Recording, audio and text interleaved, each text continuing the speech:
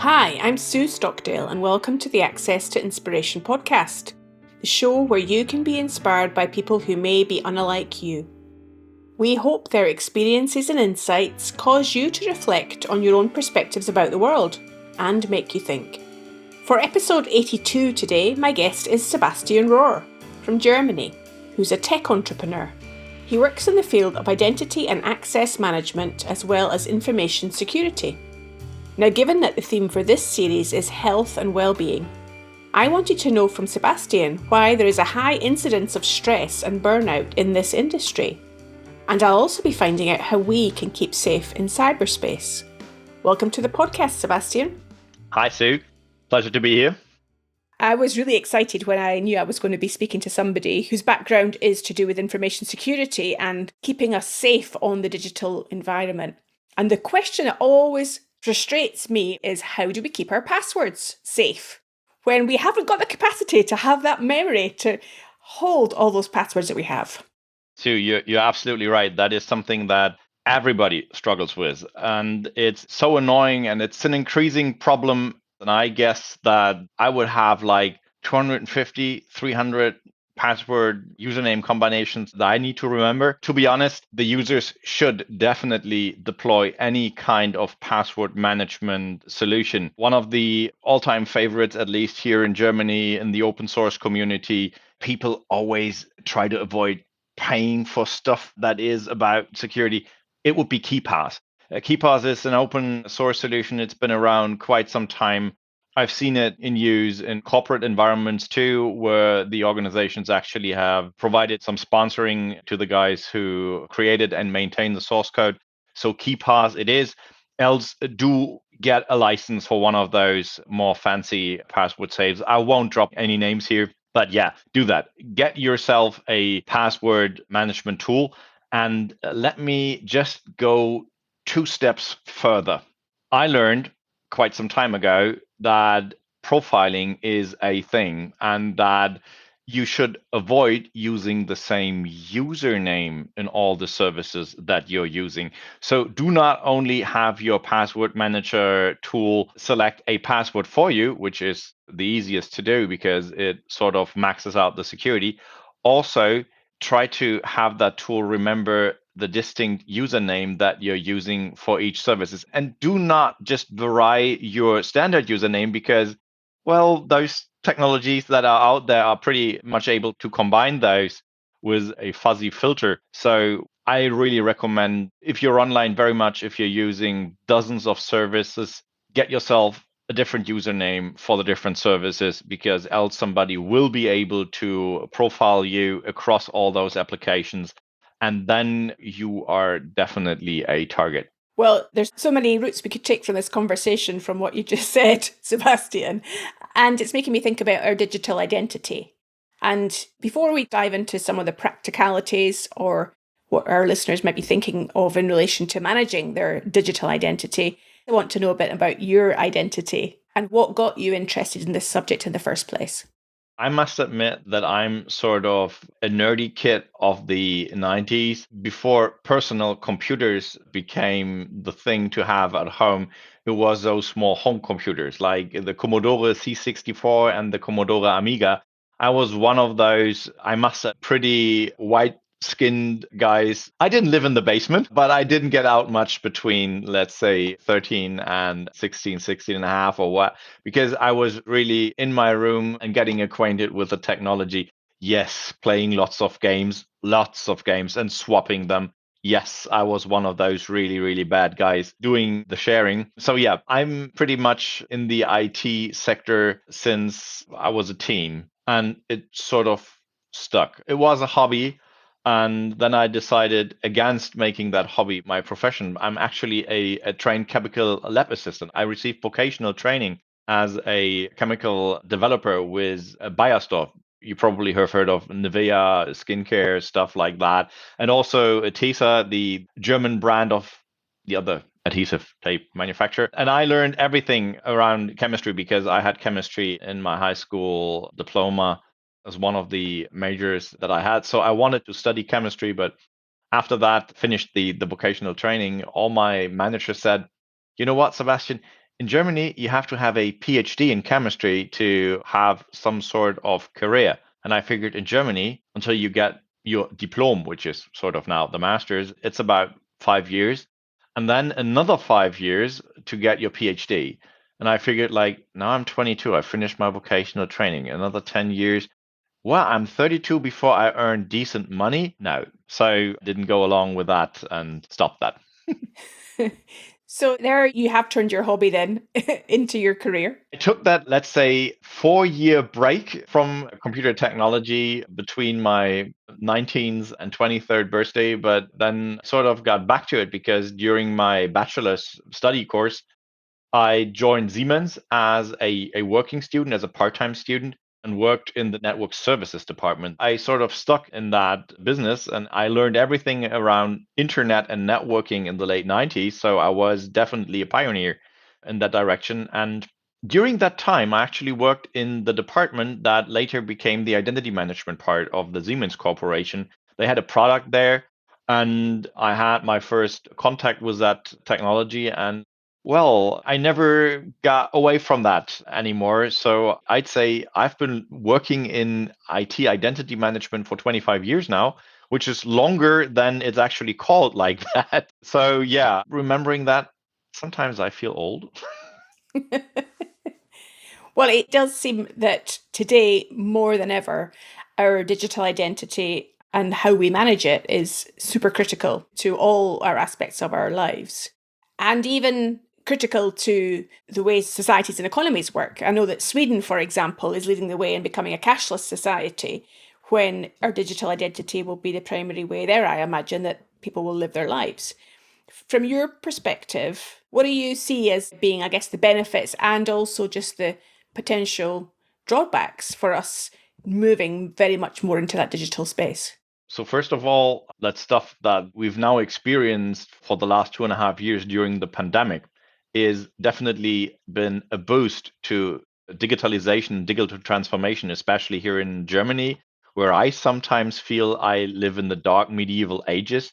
When I compare that to, let's say, Sweden, let's say, Estonia, and the other Baltic states, they are light years ahead with their digital services, especially at public services. I am a digital citizen of Estonia myself. So I have a digital ID of Estonia. I can do business in Estonia and I never leave my chair. I've never been to Estonia, but I'd actually be able to found a limited or another kind of company, rent a business like office there without ever going there, which is quite awesome from my perspective. Those are definitely the benefits. The downside of that is we definitely become more traceable, more trackable.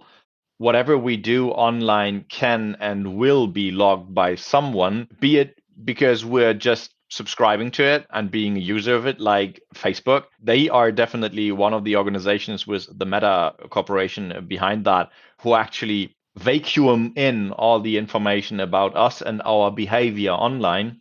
And being it not so easy to actually create different online personas and having that reverted back to that one digital identity that we have definitely creates some issues because people with the proper technology and skills out there will be able to pull up to the surface stuff that we would definitely rather like to be hidden in the darker parts of the net, let's say that. So yeah, it's definitely something to think twice about. So, even as we're speaking so far, Sebastian, I'm getting the sense that it could be quite a stressful industry to work in. I'm wondering, A, if you would agree with that. And yes, if you do agree, how have you managed stress and has it affected you? So this is a big chance to speak out loud about that. IT in itself, but especially information security and IT security, is a pitch black, dark place to go work wise. Well, the bright side of it, I'll never be unemployed. Even if I run down my current company and it goes bankrupt, with a snip of a finger, I'll get a really, really well paid salaried job somewhere else in a matter of days. The downside of that is the stress level in that industry is immensely high.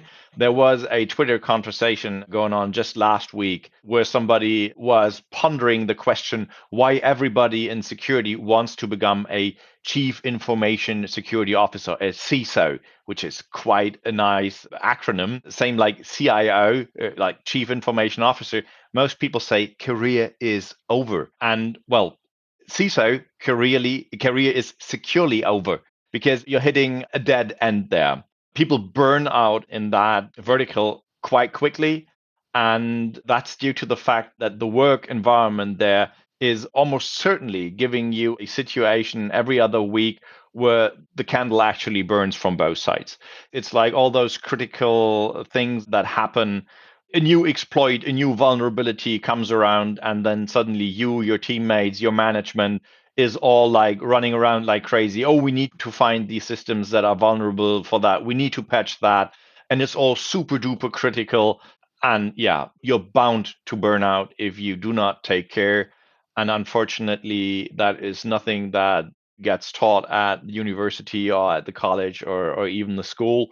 So I've seen many, many people aside myself being trapped there and being stuck in that really cold, dark place and not knowing how to get out of that dark place. It's an immensely stressful job.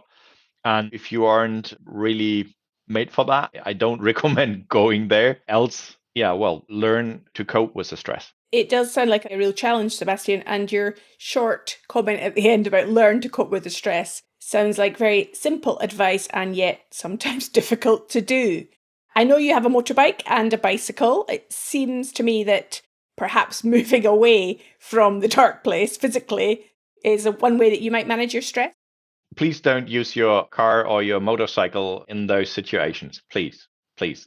Anything that has an engine in it, be it an electrical one or a combustion one, don't. I always tend to say that the human as such has been hunted by tigers, by lions, by whatever. So we have that fight or flight thing in ourselves, and walking it off is the best recommendation I can give. I suffer from high blood pressure.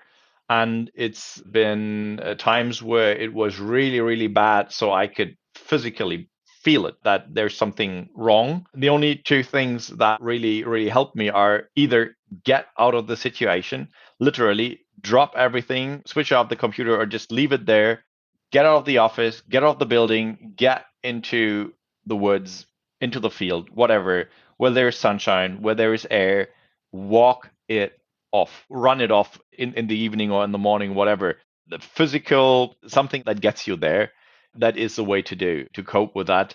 Else, you will never be able to relieve the stress level that's been building up in the job. And in terms of having people to talk to or family members, friends around to support you, do you find that that helps? Oh, yes, definitely. I would actually say three groups of people. One is actually your peers and your colleagues because they know exactly where you are. So you definitely have something to resonate with them. But that is a bit of a problem. And I think everybody can see that because it's more of the mirror that you're looking at. People like your family, your close friends, who hopefully you did not recruit from work, or at least some of them, talking to them and getting into an exchange with them is definitely helpful. And finally, something that is not normalized enough, getting professional help. Actually, having a mentor, a counselor, a shrink to talk to is definitely helpful, especially if you already passed that threshold and are in that dark, cold place. Get that professional help. I got it myself when I got my burnout 3.5 years ago. And for me, as an engineer, it was a rational decision. It was really a rational decision. I need help. I'm a consultant. People come to me to talk about identity, to talk about security. And I've always taken that as the proper decision. Go get professional help. And it helped. I had both. I had both a counselor that I could talk to and a what's it called, a psychologist, right? So I had the benefit of having both to talk to. And One of them actually prescribed me some medicine to cope with the actual situation, which I was able to get rid of a year later or so. But yeah, get a good network of friends to talk to, have your family. And the most important line there is if you are really in a situation where you're feeling depressed, to call it out, get professional help. I can just not recommend it more than just saying it out here very openly and very loudly. Sounds like wise advice, Sebastian. You mentioned earlier that you could get a job within 5 minutes if you didn't have a job today. It's such an industry that's in demand.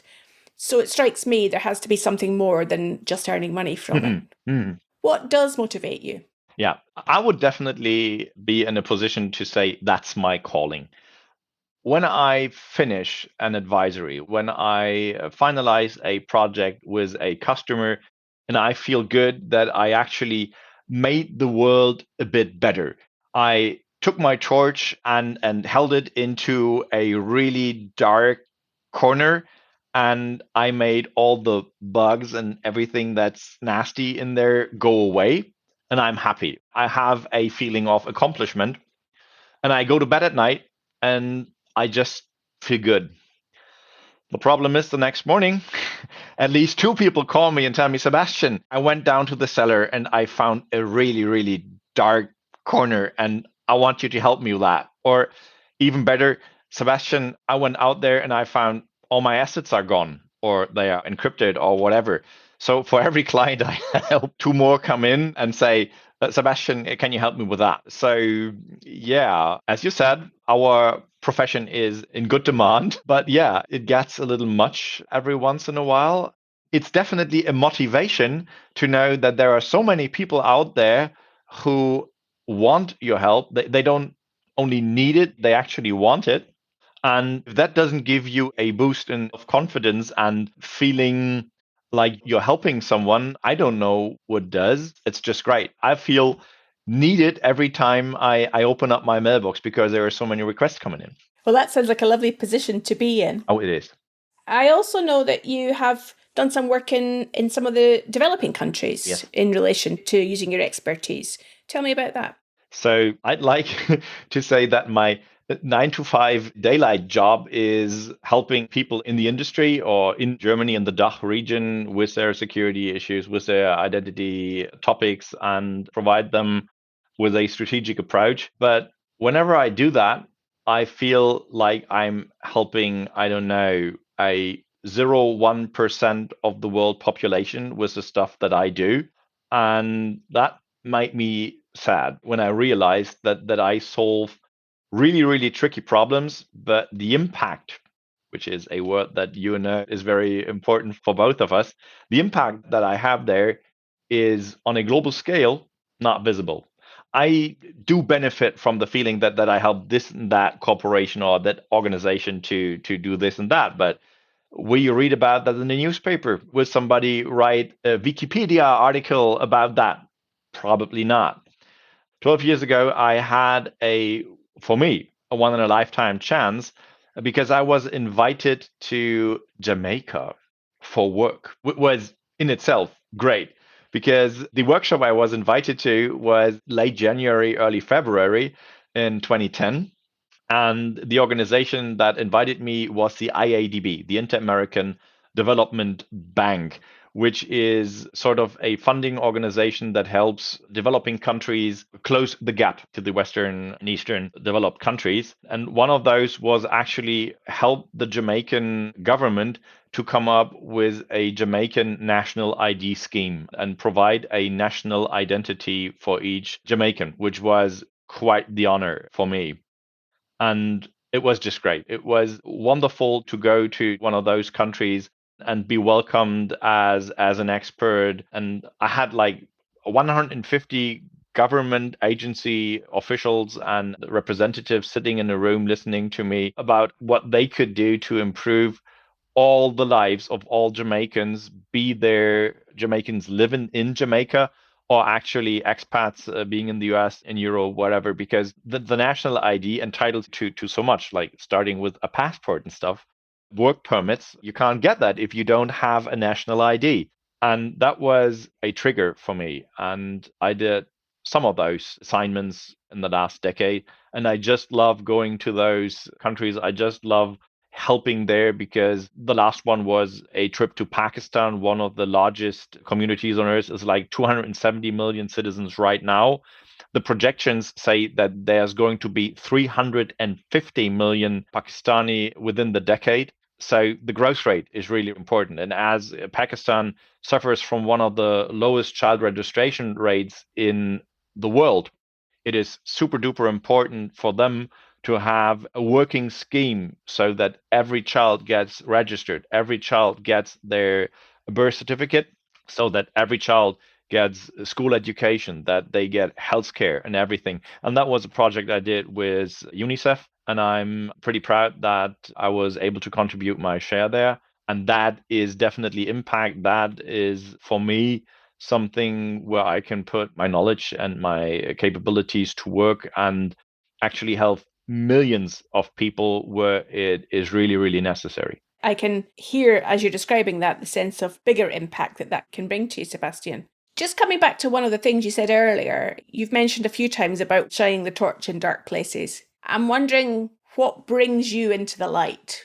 If we imagine that that dark place is, well, not imagine, it is stressful for you. You're saying there's a never-ending number of bugs down there that need to be tackled. And they multiply at tremendous rates, unfortunately. So I want to look at the opposite perspective to say what gives you inspiration or what brings you light, what draws you into the light. Two things. It's definitely my three best friends. We have a chat group that's titled The Fantastic Four. And we just love that because we all live at least 500 miles apart. So we all come from the same county. Three of us have been raised in the same parish. One was like 20, 30 kilometers away. But when you're like 13, 14, 15, well, 30 kilometers is quite a stretch. So we relied on our parents to transport it back and forth. But we've been friends for the majority of our lives. Now I'm closing in on 50. So I can say that I've these three friends I have had for 35 years and more. We actually celebrated our 25th going on a short cruise, by the way, which was quite nice. And those three guys, they are the ones I rely most on. It's tremendous. I just love how close we are to each other, despite the fact that we rarely see each other face to face, especially in the last 2.5 years with the pandemic going on. But it's like you can call them in the dead of the night and they will be there for you. It's just what definitely helps me through tough times. And it's my personal support group, I'd say. And the other thing that actually gives me joy and makes the sun shine is my daughter. She's 11 years old, and I think the English saying or proverb is the apple of my eye. It's definitely something that I care most about, that I have a good bond with my daughter and have lots of activities. I just got back from a father daughter vacation with her in Spain, and that was just good. We go on father daughter dates where we both dress up and I take her out, and that's something that we really love. And I really love that at the age of 11 she challenges me. So we go climbing together, and I'm afraid of height. I have to admit it. I'm really not the guy climbing up somewhere and feeling like good. It gives me the shivers. And she's been going climbing with me for like 2.5, 3 years now, and it's always a big challenge for me. But I actually feel energy boosted and really high on endorphins whenever the two of us master one of those climbing trials. It's just great. So I definitely get a lot of energy from spending time with my daughter and having that bond. This is something I really enjoy most. Just listening to you talk about the people that matter to you, Sebastian, to me, it's you're dispelling the myth about geeks being only having their head in computers. Yeah. So, despite the fact that I started out this little session here admitting that I'm a nerd or a geek, and I spent my early years in my own room playing computer games, I definitely consider myself a people person, which I must admit, in comparison to all my colleagues, I'm definitely one of the more outspoken and, let's say, extrovert. Yes, extrovert is definitely a good word for that. And that sets me apart from the typical picture of a nerd, because I do know that many of those are good with talking to machines, like typing, and not so much talking to people. So I definitely have an exception there. And I must admit that this is definitely one of the reasons why I'm successful in that space. Well, I can hear that humor in your voice and that cheery disposition that we're experiencing on this conversation, Sebastian. Yeah. So, finally, just looking ahead, Sebastian, given that I'm sure pretty much all our listeners will have some sort of digital identity in the world out there, given they're probably listening to a podcast on some sort of technical device, what should we be paying attention to manage our digital identities from your perspective into the future? We talked about the personal aspects of that, maintaining your own profile and securing your passwords, and even, let's say, diversifying your digital ID by using different usernames in the different networks. Now, let's take the outside perspective. Let's just wrap it around and say most of those technologies that we are using are bound to some kind of social networks. The large ones that are out there, well, the younger people use different ones than we do, but it's all about connections. We are only small pieces of puzzles in there, and pay attention whom you connect to. The problem we're facing right now on all those networks is there are so many fake profiles, and there are actually paid actors out there, state sponsored actors, agitating and doing misinformation on behalf of political actors, foreign states, even large companies, and trying to influence not only you yourself, but a whole population of a nation state, or all of the Europeans, or all of the US citizens. That is, well, we have that real war going on in the Ukraine, between Ukraine and Russia, but there is a cyber warfare going on, and it does influence us. The professional term for that is sock puppets. There are so many sock puppets out there. Those are fake profiles operated by special forces of those nation states that try to convince us that the reality is a little different from what we see in our media. And I myself almost fell victim to that a few weeks ago when one of those profiles, pretty well made up, tried to establish contact with me and was seeking advice and mentoring because that, well, you can imagine that it was a really, really well looking Asian young woman who had just assumed the position of an IT security whatnot in a company in Ireland. And soon she was switching the mode of connection from the platform to WhatsApp. And after that, she was trying to extract information from me. And that was definitely one of those operatives. And please pay attention to that. Protect yourself, protect your online profile. Do not just wildly accept any request to connect. Do not click on any links that you get sent, no matter if it's via a messaging app or a simple SMS or in a network. Always double check, because it only takes one wrong click and you and your computer and your digital identity can be endangered. Just try to double check where that comes from and if that is a real person. Well, if somebody on a business network connects with you and this person does not have connections in their own organization, that should raise an eyebrow. Said, that's odd. Like, only competitors?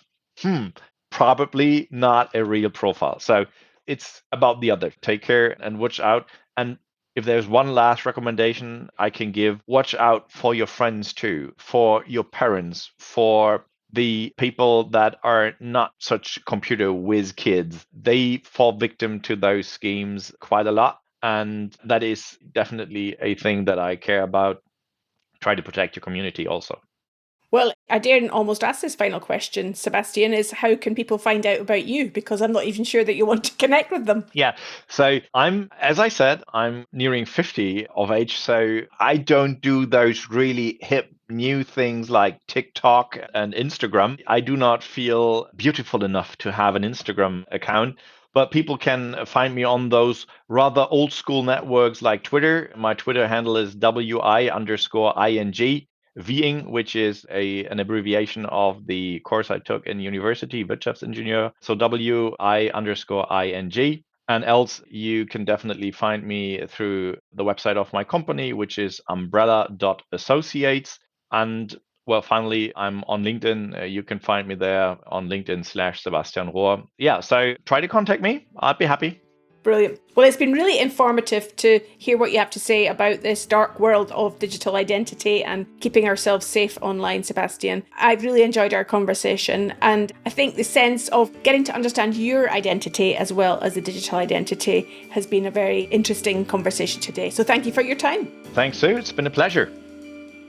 Well, wasn't Sebastian interesting to speak to? And he gave us some really useful tips for keeping our digital identity safe. Remember, you can subscribe to this podcast on Apple Podcasts and many other platforms. And you can keep connected with us on social media on LinkedIn, Twitter, Facebook and Instagram. Just search for Access to Inspiration.